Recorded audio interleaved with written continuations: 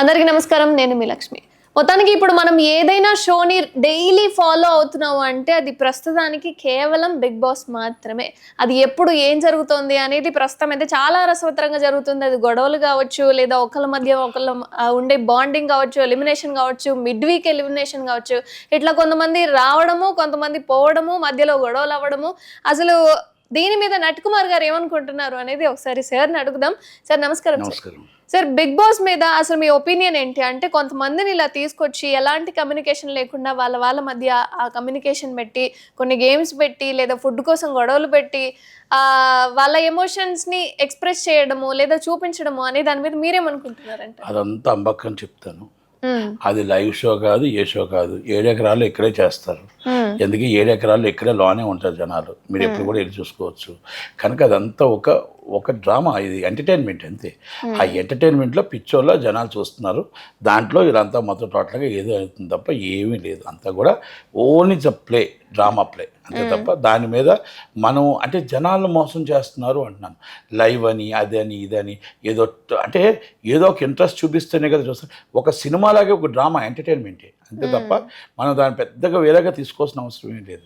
దాన్ని మళ్ళీ బయటకు వచ్చి ఎవరో మొన్న లాస్ట్ టైం బిగ్ బాస్ అబ్బాయి ఎవరో సుశాంత్ మొత్తం అద్దాలు పల్లవి ప్రశాంత్ అద్దాలు పగలు కొట్టి అవి పగలు కొట్టి బీభత్సం చేసి జనాలు వచ్చి ఆ జైలుకి వెళ్ళి ఇవన్నీ ఏంటంటే ఇది మొత్తం ఒక హైప్ తీసుకొస్తున్నారు.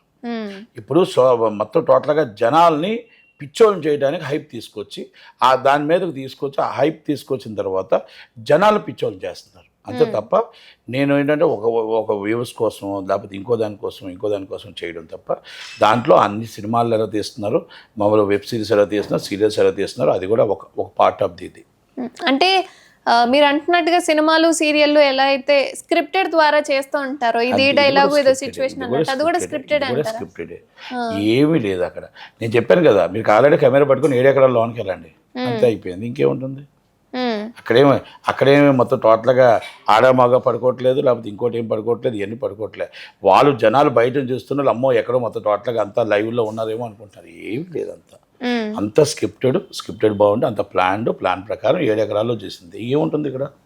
ఇప్పుడు నిజం కాదంటే రమ్మానంటే నేనే తీసుకుని చూపిస్తాను. ఎవరైనా వస్తాను అదికి ఎక్కడ చదువుతుందో షూటింగ్, ఏం చదువుతుందో షూటింగ్ చూపించగలం. అంటే ప్రోగ్రామ్ అన్నింటిలో పార్ట్ ఆఫ్ ది ప్రోగ్రామ్ అంతే. ఆ పార్ట్ ఆఫ్ ది ప్రోగ్రామ్ కోసం మనం ఎంతగా మాట్లాడుకోవాల్సిన అవసరం ఏం లేదు. అంటే ఇది రియాలిటీ షో అని, అది ఎలాంటి స్క్రిప్టెడ్ లేదు అని, అండ్ వాళ్ళ మధ్య ఉన్న బాండింగ్స్ కూడా. రియాలిటీ షోలు అంటే స్క్రిప్ట్ ఉండి అక్కడ మాట్లాడి, ఇప్పుడు నేను మన ఇద్దరు మాట్లాడుతున్నాం, నీకు మీ దగ్గర నుంచి ఒక స్క్రిప్ట్ తీసుకొని ఒక ఆలోచించుకొని నాతో మాట్లాడుతున్నావా, లేకపోతే నీ సొంతంగా నీ ఇంట్లో ఆలోచించుకొని వచ్చి మాట్లాడుతున్నావా?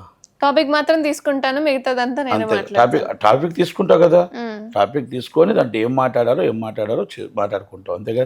అదే కానీ నీ ఇష్టం వచ్చినట్టు నీ మొత్తం టోటల్గా నీ కొన్ని లాంగ్వేజ్ అన్ని ఇష్టం వచ్చిన లాంగ్వేజ్ అయితే మాట్లాడమని అయితే నీకు వాళ్ళ ఛానల్ వాళ్ళు చెప్పలేదు కదా, నాకు చెప్పలేదు కదా, దాంట్లో ఒక నియంత్రణ ఉన్నాయి కదా, అవునా కదా?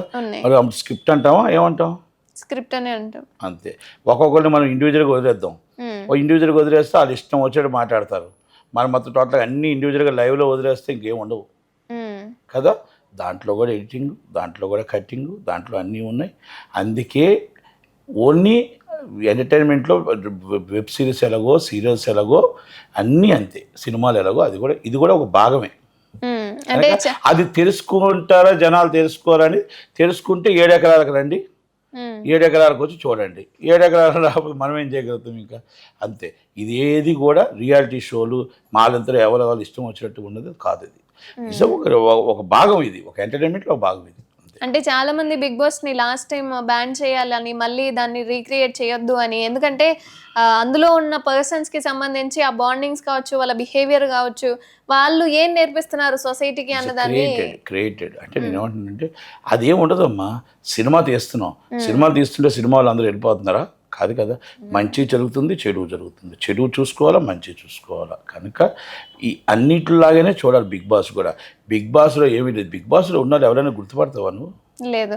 ఇప్పుడు నీకు కూడా బిగ్ బాస్ ఛాన్స్ ఇస్తాను. నువ్వు రెండు యాంకర్లు చేస్తే నీకు బిగ్ బాస్ ఛాన్స్ ఇస్తాను. దాంట్లో ఇంకో రూమర్స్ కూడా ఉన్నాయి. ఒక్కొక్కరు డబ్బులు ఇచ్చి వెళ్తున్నారు అంటున్నారు, అదే ఎంత నిజాలో. ఇంకా కొన్ని రూమర్స్ వచ్చాయి. ఇవన్నీ మనం ఏమంటున్నాం అంటే ఇది రూమర్స్, అంటే నేను మళ్ళీ చెప్పాను రూమర్స్ కదా. ఇవన్నీ కూడా మనం వాటి కోసం మనం ఎంత మాట్లాడుకుంటే వాళ్ళకి పబ్లిసిటీ కానీ మన టైం వేస్ట్. ప్రజలకు పనికొచ్చేది మాట్లాడుకుందాం, వేరేది ఎందుకు మాట్లాడటం చెప్పు, అంతే కదా. ఫుల్ స్టాప్ పెట్టేద్దాం. థ్యాంక్స్ థ్యాంక్స్ అండి.